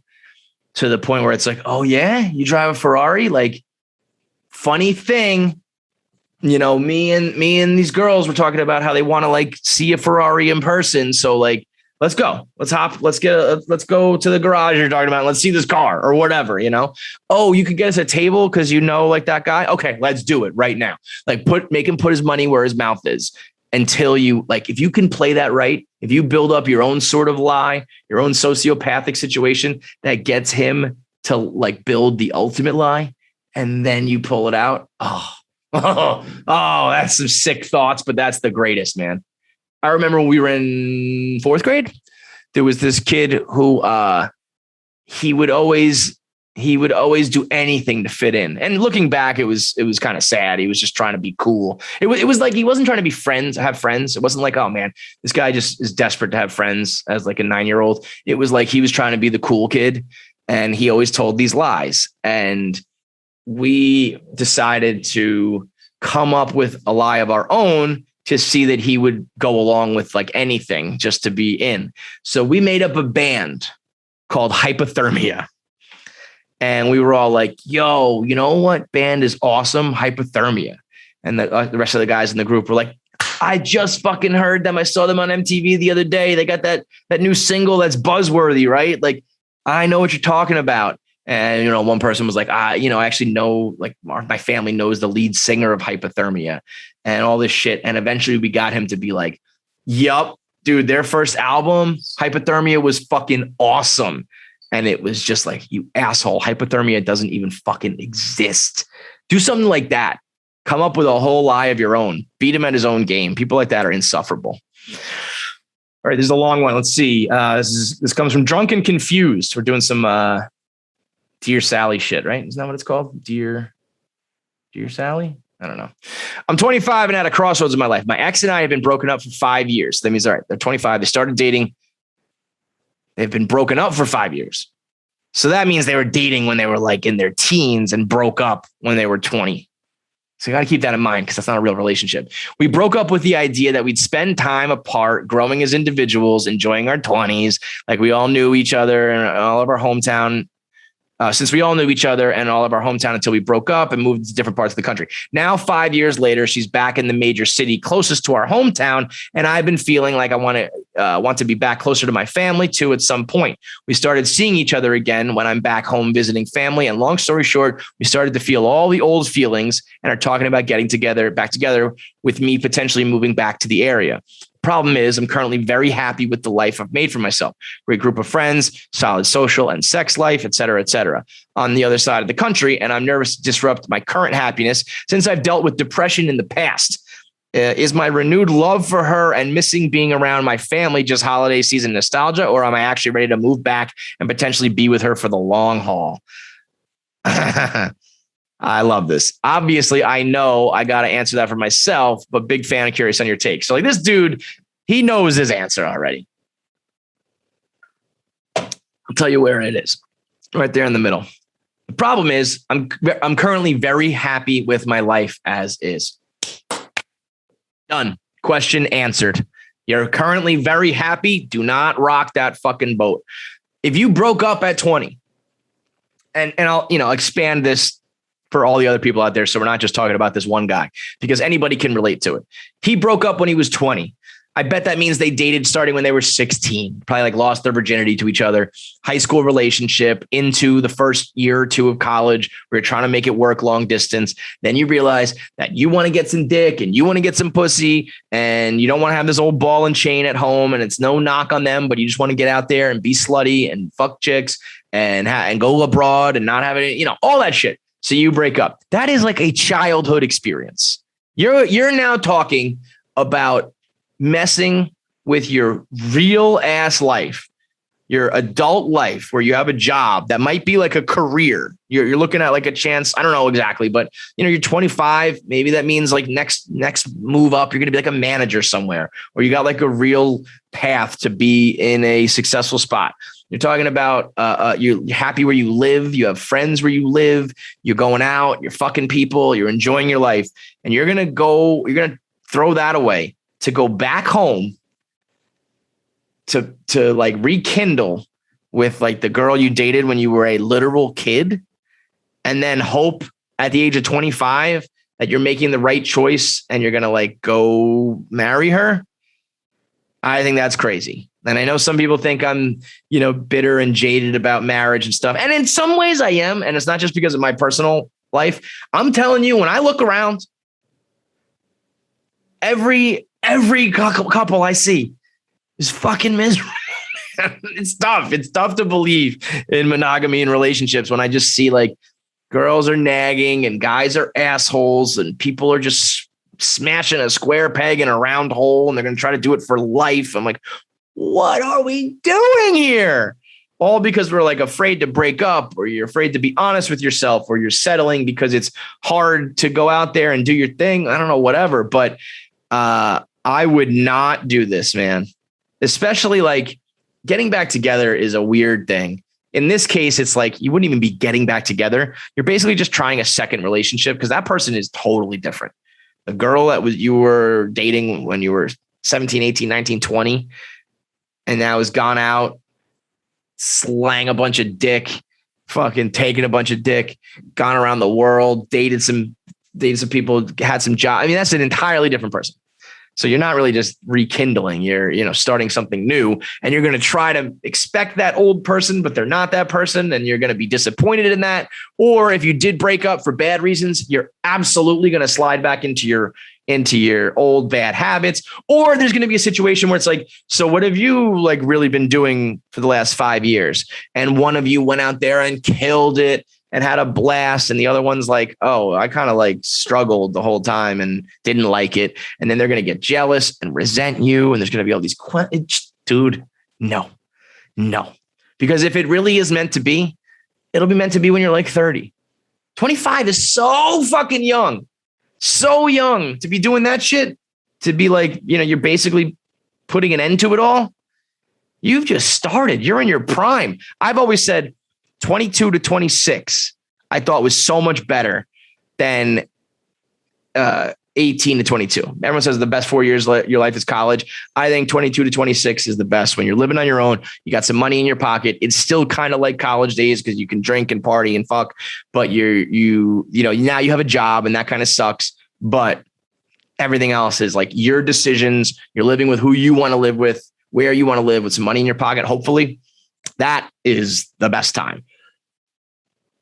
And that carries into like your late 20s as well, especially now where like, you can push this thing back further and further now that like the ways of work and society are changing. Women are working more, not looking to settle down as fast. You have the main thing too is you have this, man. You got all the apps, all of the fucking different sites and ways to connect where like you can find, you think this girl is like amazing because she was like the one in the beginning. You were like, in love, but now you have a fucking app. You have 5 different apps for dating, 3 different social media apps, which really are basically just dating apps if you're using them that way, where you can find someone who shares the exact same thoughts and feelings as you, the exact same hobbies, that looks the way you want them to look and fucks the way you want them to fuck and all that shit, where you can really find like your perfect soulmate rather than going back to your high school girlfriend when you're 25. If you were miserable, if you had a dead end job, different story.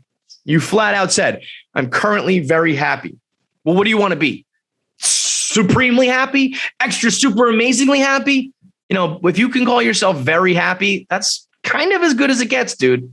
And maybe supremely, superly happy is there for you with this girl, but it can be there for you down the road. So that's a little lesson for anybody who's thinking about getting back with some old school nostalgia. It's just that. Leave it as is. Don't take that good memory and turn it into a bad reality. Fucking Chinese riddle for you, Rhonda. That's a fortune cookie fortune right there. Let those good memories be good memories, because the minute you try to act on that and rekindle it and kill that and turn it into a bad reality, now you got nothing. Now you have a shitty reality and you don't even have the good years to think about, because all you're going to think about when that person pops in your mind is the new bad reality. OG Preem Team member here. You briefly touched on the K Marco situation with Coley. I was looking to hear your perspective as he was part of the G-Chat gang way back. Yeah, that was a situation where I truly, this is not a cop out, I truly saw all sides of it. I thought K Marco did a phenomenal job on the Dave Portnoy show. If you watched it, I thought it's rare in those situations where you sit down with Dave talking business and I think you win, if you will. But I thought like he presented his side better and came across more like rational. And, usually Dave has all the receipts and he's bluntly honest and, Usually people are in over their heads, but in this case, I thought Keith for sure fucked up. I think he was doing some things out of spite. I think there's a couple things that he tried to portray more as like, I just fucked up, where it was like, I think you knew what was going on. And in hindsight, you were like, wow, I shouldn't have done that. But at the time you like knew this was bad, but you still just wanted to do it. But all that being said, one or two slip ups, albeit big ones, after as many years as he gave, doing a job that Dave was kind of downplaying, where it was like, yeah, dude, what were you really doing? And it's like, that job is hard. Trying to wrangle all these bloggers and be one man controlling the whole website is very, very difficult. And it was kind of, when someone doesn't like respect the level of work you're doing because they just don't know, there's no way you're ever going to see eye to eye. Where he was just like, yeah, what do you read, you skim through the blog, you make sure there's nothing wrong there, you post it. What's so hard? It's like, well, no, I got to read it for content. I got to edit it for, I got to edit like, the actual writing. I got to read it for content and make sure that's okay. I got to schedule it. We got to make sure no one else did it. On top of that, I'm doing, I'm trying to grow traffic. I'm learning about working through all of our statistics. We're talking about legal stuff that we can and can't do on the blog. Like, there's a lot that goes into it. And if someone's going to be like, yeah, what do you really even do here? It's like, well, I don't know what to tell you. You just don't understand the scope of what I do. And so when you look at it that way, it's like those were a couple major fuck ups, but it was along the way of doing a lot for many years, and kind of, I think deserved like a suspension or, a public, massacre as a lot of people get when they do something wrong here at Barstool. But the straight up demotion right away was like, that was a lot. So, I think both sides, and it was weird. I thought Dave like knew, kind of had the fact that Dave had like apologized, getting an apology from Dave, I think is even I think both sides, I wish it could have gone down different. I think both sides maybe wishes that too. I think they both did things that they wish they didn't. And so, Coley's great. And there's like this 3-headed monster of him and Hubs and Nate trying to get the blog back to the glory days. But I thought it was just shitty all around by shitty circumstances. And I think the way everybody kind of handled it was off. And then for a lot of it to play out publicly, that's the tough part. It's like a lot of it was handled wrong, but because the public's involved, it makes you handle things differently because everybody's watching, Do a couple more here because I think this is a pretty long podcast now.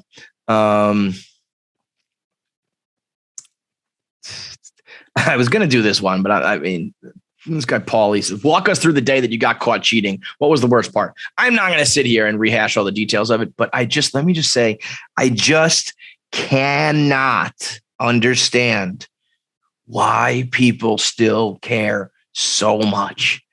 We are now going to be pushing on to year 5. It's 5 years. This will be the 5th year since. And it's just like everybody else, when they go through like a scandal, people are like, just lay low. Don't worry about it. Don't say anything. And, 24-hour news cycle, something else will pop up and you'll be off the back page. And it's that way for everybody else. And it's just not for me. And it blows my mind. And it goes back to what I was saying earlier about like, I still don't feel like I am a part of that world. I feel like I'm just one of the regular guys watching celebrities and their scandals and shit. The fact that I'm viewed as one of them, that it was like, did you hear the news about? It's like, I was truly floored. Some of like the level of reaction and the outlets that were talking about it and the amount of people. And I'm absolutely baffled by the continued talking.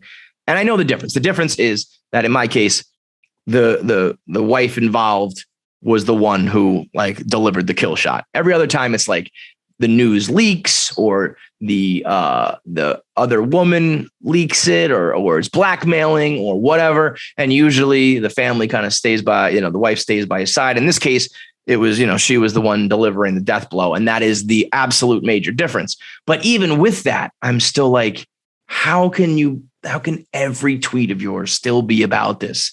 How can, and I hate to even bring it up because a lot of times people are like, you're the one, continuing it by talking about it. And it's like, even when I don't talk about it, it's the top comment or the first reply. And so if it's going to be talked about, I might as well keep it real. I'm not going to be one of these people just buries his head in the sand and pretends like the dude who dropped that Madden tweet, the whole world was reacting and he was just like, oh, I'm not going to comment on this. Fuck that. If something is just constantly going on, by you not reacting or talking about it, you're being phony, too. So I don't like to, I'm not going to sit here and go through the exact, details of the day that it happened, but I just will never quite understand how many people still are that offended. And oddly enough, it's always guys. I never really get girls who are like upset by it, which you'd think would be like kind of the opposite, right? It's always guys. I just hope and I pray and I tell myself that it's like, oh, they're jealous or mad or they went through the same thing or I don't know, was something about that, some guy versus guy macho shit, because I just refuse to believe that some random blogger podcaster that you like has in their private life and their bad failed relationship and their affair is still or ever had affected you as much as you are acting here. Like, it's just not possible to feel this way about me. And I also will never get like, why, you don't see people saying this to Kevin Hart everywhere he goes, not to drag him into this, but like same exact circumstances, nobody cares. What's really funny is when we get into politics, if I put something out there, if I make fun of Kyle Rittenhouse or whatever, something that I don't even really view political, but I'm just talking about someone involved in politics, and the amount of people that bring that up who I know are diehard Trump worshipers. And I'm like, well, you know what happened to him as well, huh? So like very similar situations that just don't garner the same response.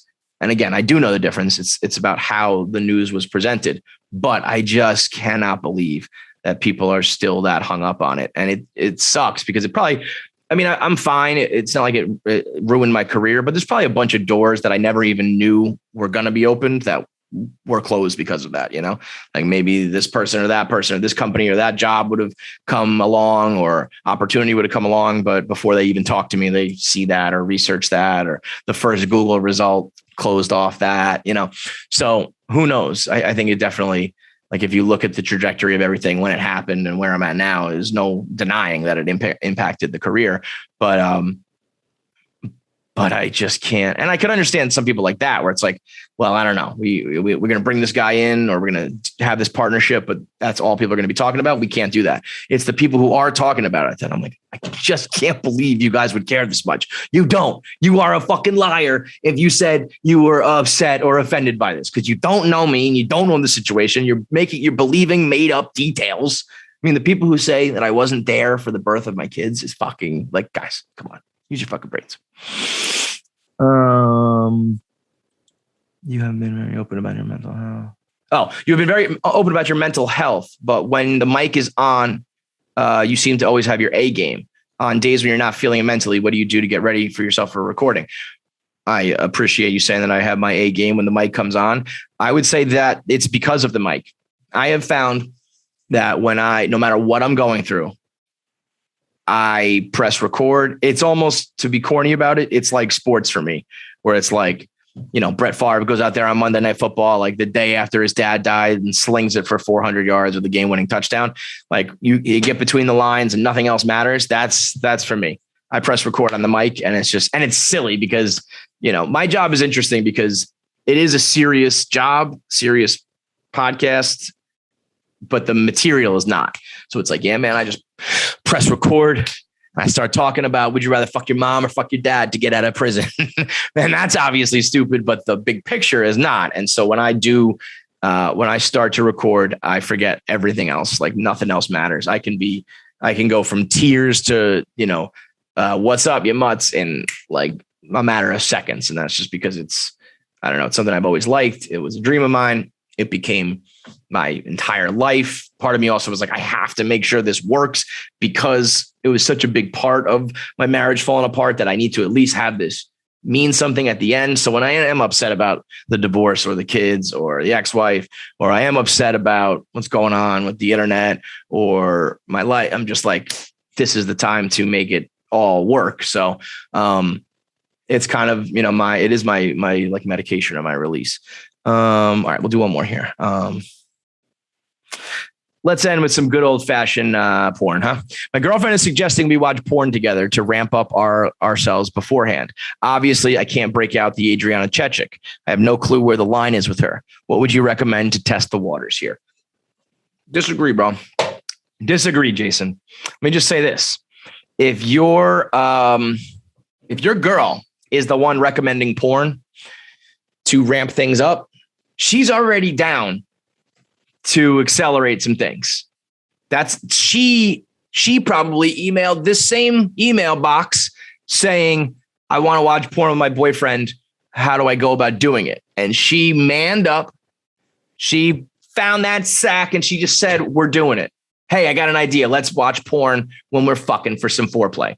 And so if she pulled the plug, pulled the trigger, let it rip and just set it to you, now you're going to do it. I say you do the same thing. I say you do go Adriana Chechik. Actually, I say you literally go Adriana Chechik, because I understand your concern and I get where you're coming from. And maybe you don't go full tilt. Like, when there's some things I'm watching out of morbid curiosity that all of a sudden I'm like, well, now this has become normal for me. I get it. There's certain things you probably don't want to share yet, but Adriana Chechik is a perfect spot, because you pull her up and you can even be like, this is one of the most popular girls in the game.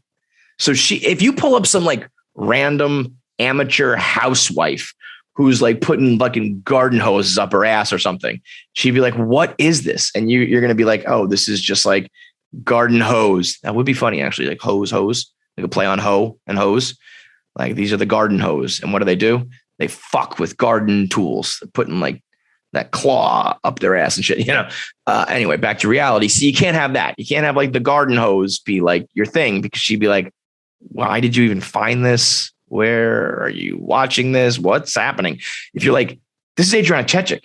She's one of the most mainstream popular porn stars in the world. And she puts bocce balls in her asshole.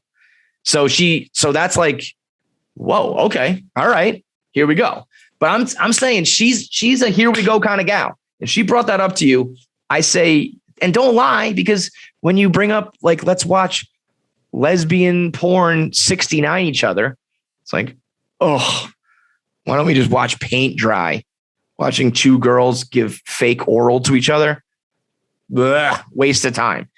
If she wants to watch porn with you, here's the porn I watch, hon. And we're doing some fucking, DP situations. We're doing, every hole filled. We're doing some crazy shit, because this is where I want to end up. So like, and let her be like, I don't know, that was a bit much, but I'd rather like go all in and be honest about it. Because if she's laying her cards on the table, it was probably hard for her to bring it up. I think you should do the same thing. It's hard for you, but fucking let it rip. She was even probably saying like, in a way, she mitigated it by saying, let's watch some porn together beforehand to ramp up. When in reality, she probably wants that like on the big screen while she's getting like piped out. So you say like, oh, all right. Here's some Adriana Chechik, but just like when she's like, I don't know, just like can't breathe anymore because she's gagging on a dick. Start there, because I think you guys are actually more on the same page than you think. She's probably watching Adriana Chechik. These hoes, man, we're all out here. We're all out here just watching weird porn and shit. And for the most part, I think we all like it. Yeah, it's probably set some unrealistic standards for chicks that they have to try to live up to, and they're probably not happy about it, but they probably want to try to get there.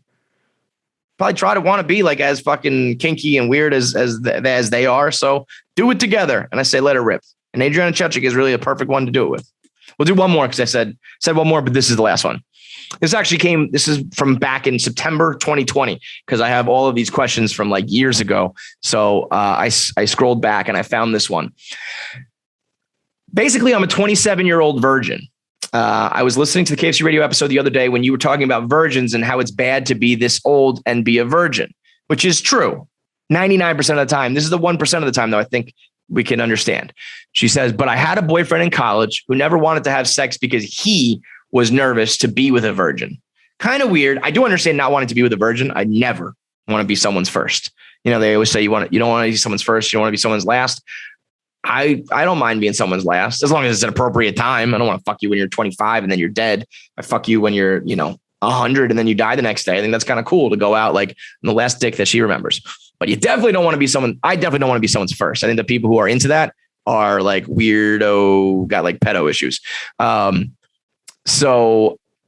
whatever. That's a weird circumstance. You're probably in a long-term relationship where he didn't want to fuck. I think he had some issues, if you ask me. Beyond like, I don't want to be with a virgin. He's probably cheating on you and fucking other people and getting it from there. Well, just riding, I like this girl, but if I take her virginity, she's going to want to stay with me forever. So I'm going to say no and fuck this other girl over here. That's just what I would think. We were together for 2 years, during which I got really sick. Like I had to quit my job, couldn't get out of bed type sick. In addition, my ex started cheating on me while I was fully sick in the hospital. She says, can't really blame him for that. Can't really blame him, but kind of can. I don't know. It's an interesting spot. I think I'll tell you this much. The minute that I get sick and I'm terminal, or in this case, she's alive, but like she's bedridden and like I can't live a normal life, I'm breaking up with whoever I'm with. It's just the fair thing to do. Go. I'm sick. My life's going to be ruined. I'm not going to let you live my miserable existence. Spend all your time in hospitals, sitting at home, not doing anything, not having any sex. No. I get sick. You're getting dumped. Okay. Or like we can do some open shit. I'm going to say, I'm breaking up with you because you need to go live. He's going to say no. How about we settle on like, fine, we'll still be together, but you better be fucking somebody else. Like I better smell that chick on your dick when we fuck. Okay. So where was I? Can't really blame him for that. So we never had sex. Now I'm 27, finally fully healthy. Congrats, girl. And after this horrible battle for 5 years, ready to get this fucking over with. But now I don't really know how to do it. But at this point, I don't really know how to do it. I got a new job in January and was ready to get myself out there again. And then boom, the pandemic happened. This dark cloud over my head and I want it gone. It's so embarrassing. And it's literally not even my fault that this is still my life. Any advice on what to do to get this over with? I really don't want to be a 28-year-old virgin and my birthday is very soon. What do we do here? I wish that this was like 2010 because I would 100% play 28-year-old virgin matchmaker and I would get this girl some dick. But in the year 2021, you got to worry about all these things. I mean, you got to worry about it in 2010 also. I don't want to set you up with some fucking weirdo who wears your skin. But even if things went well, I'd have to sign waivers and shit. And then let's say we matchmake you and you lose your virginity and you guys end up liking each other, but then you get in a real relationship and he ends up being a bad boyfriend. God forbid he's abusive, or even you just have a bad breakup and then he's like stalking you. And technically it's my fault that you guys got together. I mean, I don't know. I don't want that weighing over me, but I think I could find you. I think there's probably like some 28-year-old male virgin out there. That's the beauty of what we do is I can matchmake. I have all these viewers and listeners that are like going through the same thing that we could do this all together. I could probably find you a 28-year-old male virgin or female virgin, whatever you're into, that is going through the same shit. And it's like, you guys can just get together and be totally cool about it and relaxed about it. But it's tough. So without me doing that, I would say, don't tell people you're a virgin. Done. I'll be honest. I don't want to fuck a virgin, but I don't want to get down with a chick who is just, sat on a bunch of dicks either. So, I think like that, there's a good number out there that exists. If you were just like, if your number's like single digits, high, mid single digits, I would love that. It's like, okay, you're not slutty, but you've had some experience. Fuck this. But you don't have to disclose any of this, You don't have to tell anybody you're a virgin. You don't have to tell anybody your number. You don't have to tell anybody you're inexperienced. If you are going to tell people, I suggest you don't say virgin. I think you should just say, like, I haven't been with that many guys. I think that'll actually be a turn on for most dudes because we get pretty insecure about, how many guys and who's the biggest and who's the best and all that shit, experience and all that. But just act like normal. And then, let's call a spade a spade. The sex that night's not going to be great, right? The problem with losing your virginity when you're 28 is almost like trying to skateboard or ski for the first time when you're 28. Like when you get on a skateboard when you're like 12, you're like, sure, I'll fucking skate off the roof, bounce off the top of the car, do a backflip onto the pavement. Yeah, fuck it. I have no fear. Now I'm at you're 30 plus and you're like, I don't even want to stand on this thing stationary because it might slip and I'll fall and like break my tailbone. Or when you're a kid skiing, it's like, give me the black diamond, whatever. It's the same thing, just faster. Now I'm on like a blue square. I'd be like, pizza pie, pizza pie, pizza pie, pizza pie. Because you have that fear and you have to do things at the right age because that's the age when you're reckless and you're mobile and you're agile and you're not in your head. At the age of 28, it's tough, but I'll say this, it's much tougher for a guy. 28-year-old virgin, he's going to bust super fast. He doesn't know how to throw it. He doesn't know how to give it. He's got to be the one doing all these positions and like pretty much leading the charge. Girls, you can do it too, but it's mostly falls on the guy. As a girl, if you're just like, I want to have sex, how about we do doggy style? And he's going to be like, that's awesome. Even if you're a virgin, you don't have to be experienced to like look back at it. That's all you got to do. Look back at it. He's happy. That's hot. Put your hands back there. All good. And then it's going to, maybe it doesn't feel great. I'm going to hopefully trust that you've done some other things. Are you like fully virgin? And then just take it. That probably sounds harsh talking to a virgin, but you're just building this up to be something it's not. Sex is lame pretty much like all the time, unfortunately for chicks, until you think you have good sex until you have good sex. If that makes any sense. Especially as a girl, I'd imagine. It's like, I think I came. Yeah, no. I definitely came last night. It's like if you got to think about it and you're still consumed by it, you haven't had it yet. And then when you finally find that person, whether you're dating them or just fucking them, when you finally click and you have like some porn star sex, you're like, oh, that is actually good sex. I thought I was having it, but that's the real sex.